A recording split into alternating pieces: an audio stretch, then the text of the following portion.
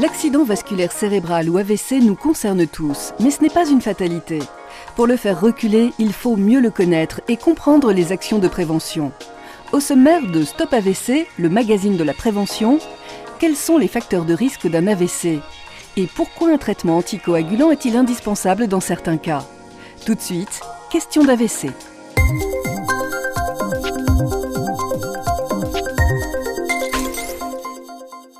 Non, l'AVC n'est pas une fatalité. Il existe de nombreux facteurs de risque. Les connaissez-vous? Ce qui provoque les AVC, je sais pas. Alors le surpoids, le cholestérol. Je dirais peut-être l'alcool, la cigarette, des habitudes de vie qui sont dangereuses pour le cœur. Personnellement, je sais pas trop. Une alimentation assez mal équilibrée, notamment riche en graisse. Je dirais le stress. Mais pour connaître vraiment ces facteurs de risque, écoutons les explications du docteur Gérard Rousset, médecin généraliste. La première cause d'accident vasculaire cérébral, c'est l'hypertension artérielle.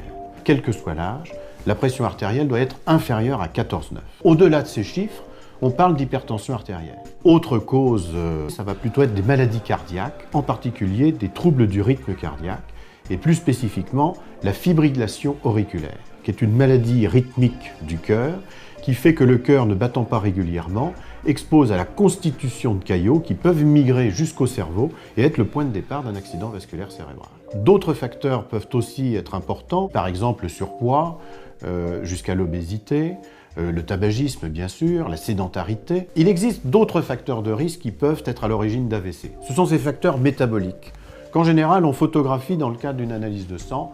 Je m'arrêterai simplement sur le sucre. On sait qu'avoir un excès de sucre, c'est une maladie vasculaire à terme, des grosses et des petites artères. Avoir trop de cholestérol, en particulier du mauvais cholestérol, celui qui se dépose dans les artères, il est important de prendre en charge ces risques vasculaires, de limiter la consommation d'aliments sucrés, et pour le cholestérol, de privilégier les matières grasses d'origine animale marine, prendre en charge les perturbations de marqueurs biologiques comme sont le sucre et le mauvais cholestérol, c'est assurément se préserver du risque d'AVC.